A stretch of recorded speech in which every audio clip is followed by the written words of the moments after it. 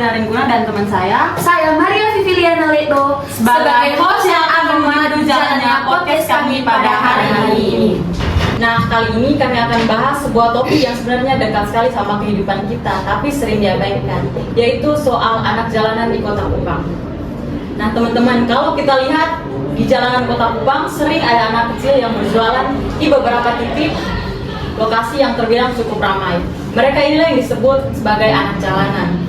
Sebagian besar dari mereka turun ke jalan bukan karena kemauan mereka sendiri, tapi karena keadaan, mulai dari ekonomi keluarga yang sulit, kurangnya perhatian, bahkan kadang mereka nggak punya pilihan lain. Betul sekali Kak Arin, sebagian besar dari mereka turun ke jalan bukan karena kemauan mereka sendiri, tapi karena keadaan. Maka dari itu kita bakal bahas fenomena ini dari berbagai sisi, yaitu alasan kenapa mereka ada di jalan, apa saja tantangan yang mereka hadapi, dan solusi apa yang bisa kita berikan dalam fenomena ini. Dan serunya hari ini kita nggak sendirian, ada enam teman narasumber yang juga siap berbagi pandangan. Betul sekali Kak Vivin, langsung saja kepada 6 teman kita untuk memperkenalkan diri. Halo, saya Yohanes Sugardirtus Muga. Saya Nike Mingkyu. Saya Pretensi Terbalu. Saya Rian Jelasio. Saya Stephen Beno. Saya Maria Wahri. Oke, mungkin kita mulai dari Karya dulu nih. Gimana sih pandangan Karya menurut fenomena anak jalanan di Kupang ini? Oke, terima kasih Kak Vivin. Kalau menurut saya, kondisi ini sangat memprihatinkan. Kalau melihat bahwa mereka adalah anak-anak di bawah umur, tapi harus bekerja di jalan. Bayangkan saja, di usia segini harus mikir jualan, bukan tugas sekolah.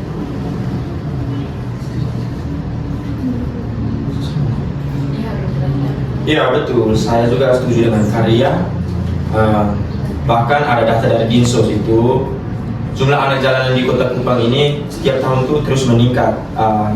Pada tahun 2019 itu ada 146 anak jalanan, tetapi pada tahun 2022 sangat melonjak ini.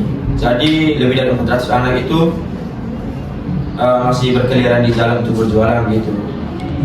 Berarti masalah ini masih menjadi hal yang sangat serius gitu. Berarti kalau kita lihat di sini terjadi inflasi ya Kak, dari tahun ke tahun, di mana jumlah anak jalanan yang terus bertambah. Nah, kalau menurut Kak Niken sama Kak Stephen, apa sih yang paling bikin anak jalanan ini akhirnya bisa turun ke jalan untuk berjualan? Kalau menurut saya Kak, ini penyebab paling utama itu tentunya ekonomi keluarga. Banyak orang tua mereka yang penghasilannya tidak tetap, bahkan karena tidak punya kerjaan sama sekali. Jadi mau tidak mau, anak-anak itu ikut bantu cari uang buat kebutuhan sehari-hari. Oh, berarti lebih ke keadaan ekonomi ya Kak Niken? Iya betul sekali Kak. Misalnya orang tuanya cuma kerja serabutan, hasilnya pas-pasan, jadi anak-anak ini turun ke jalan buat membantu. Mereka jualan tisu, kacang, atau makanan. Kadang bukan karena disuruh juga sih, tapi karena rasa tanggung jawab buat bantu keluarga. Oh iya, baik Kak Niken. Terus kalau menurut Kak Stephen nih, mungkin ada faktor lain yang mempengaruhi anak-anak ini akhirnya bisa turun dan berjualan? Tentu saja kami dan teman-teman semua tidak semua tentang uang. Kadang juga karena masalah dalam keluarga seperti keluarga yang bercerai, ada yang kurang perhatian, bahkan ada yang mengalami kekerasan. Justru itu mereka memilih tempat di luar dibandingkan di rumah. Wah, jadi kesimpulannya faktor jadi anak jalan ini cukup banyak ya Kak, mulai dari ekonomi, keluarga, juga lingkungan mereka sendiri.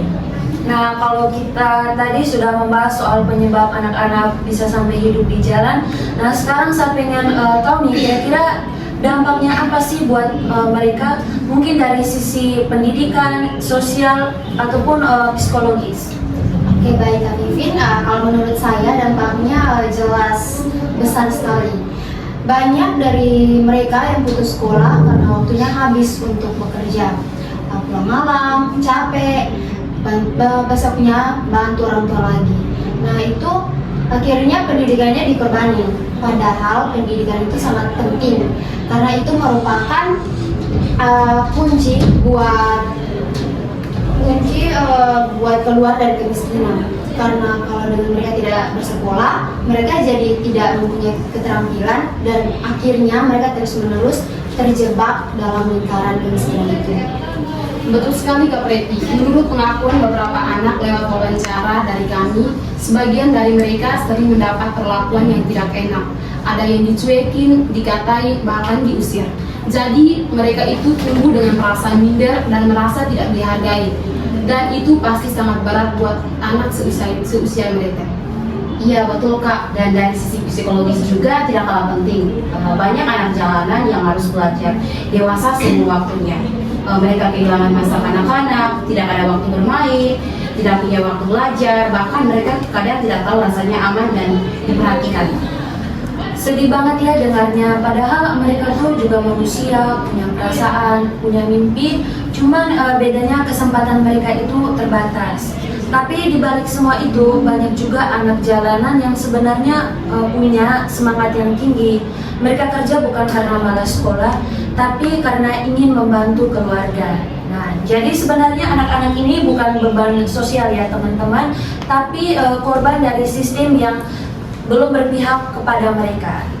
Oke, baik, terima kasih Kak Vivin. Nah, tadi kita sudah bahas terkait dampak kehidupan anak jalanan dari sisi sosial dan pendidikan. Nah, sekarang saya ingin kita melihat dari sisi yang agak akademis nih kakak-kakak semua, yaitu bagaimana sih fenomena ini kalau dilihat dari perspektif ekologi administrasi publik.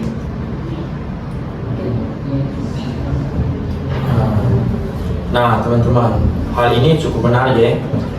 Jadi kalau dari teori ekologi administrasi publik itu, kita melihat kebijakan atau fenomena sosial itu tidak berdiri sendiri.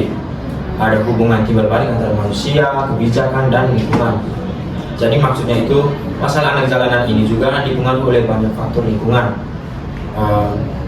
Misalnya dari lingkungan ekonomi, yaitu kemiskinan. Kemiskinan dan minimnya lapangan kerja jadi faktor yang paling utama gitu. Terus ada dari sisi sosial dan budaya, di mana masih banyak orang tua yang menganggap bahwa anaknya yang turun berjualan ke jalan-jalan itu sebagai hal yang biasa gitu. Kemudian ada dari sisi politik dan hukum, aturan tentang perlindungan anak ini memang sudah ada, tetapi implementasinya itu belum terlaksana, masih sangat lemah juga. Tidak hanya itu juga, lingkungan teknologi juga mempunyai peran penting. Misalnya sekarang sudah ada belanja online, jadi anak-anak yang turun ke jalan ini sudah kurangnya pembeli yang membeli, jadi mereka makin kesulitan mendapat penghasilan. Wah, ternyata masalahnya sangat kompleks ya kakak-kakak semua. Berarti kalau kita pakai pendekatan ekologi administrasi publik, kita harus melihat nih hubungan antara semua elemen itu, di mana ada elemen ekonomi, sosial, politik, hukum, sampai elemen teknologi. Karena semuanya saling berpengaruh. Kalau pemerintah bikin kebijakan tanpa mikirin kondisi sosial atau budaya masyarakat, hasilnya tentu tidak akan efektif. Makanya pendekatan ekologi ini penting dibuat untuk melihat masalah anak jalanan secara menyeluruh. Oke, kalau gitu sekarang kita masuk ke bagian terakhir, di mana kakak-kakak semua diminta untuk memberi solusi dan harapan. Nah, menurut kakak-kakak semua, apa yang bisa dilakukan supaya anak-anak ini tidak lagi harus hidup di jalanan? Oke, baik, terima kasih Kak Vivin. Yang pertama tentu peran pemerintah harus lebih kuat. Program perlindungan anak jalanannya sudah ada, tapi harus benar-benar jalan di lapangan. Misalnya pendampingan sekolah non formal atau pelatihan keterampilan buat anak-anak yang sudah terlanjur berhenti sekolah. Betul sekali tuh Kaniken, tapi bukan cuma pemerintah, keluarga juga punya peran penting. Orang tua tuh harus sadar kalau anak itu bukan jadi alat ekonomi, tapi tanggung jawab yang harus dijaga dan dididik. Jangan cuma kasih uang di jalan, lebih baik bantu program sosial, donasi pendidikan, dan atau sekedar mendukung kegiatan yang bisa memberdayakan anak-anak itu. Wah, keren sekali ya Kak Niken dan Kak Steven. Jadi intinya anak jalan ini bukan cuma soal tanggung jawab pemerintah saja, melainkan jadi tanggung jawab kita semua.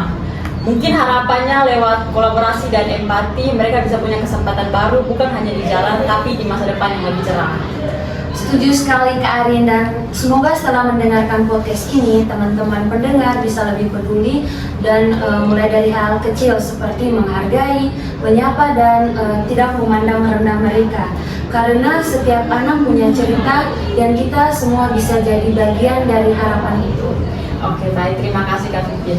Nah, teman-teman, dari obrolan kita hari ini kita belajar banyak bahwa anak-anak itu bukan hanya sekedar bagian dari pemandangan kota. Mereka adalah anak-anak yang punya mimpi, tetapi mereka hanya terjebak dalam keadaan yang tidak bisa mereka pilih.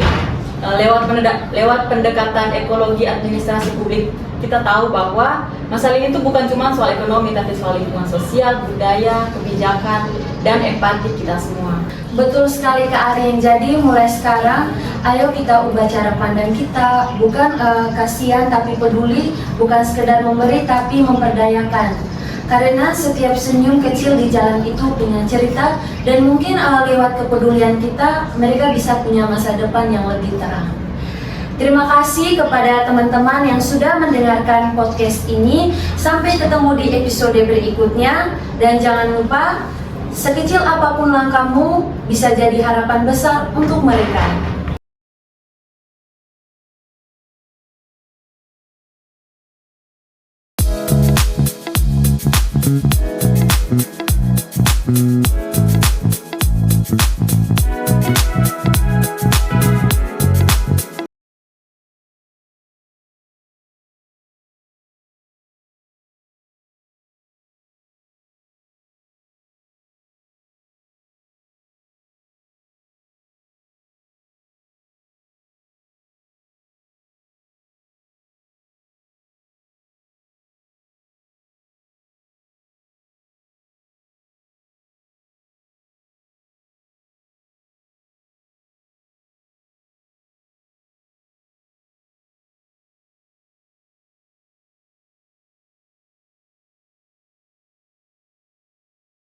Salam hangat podcast suara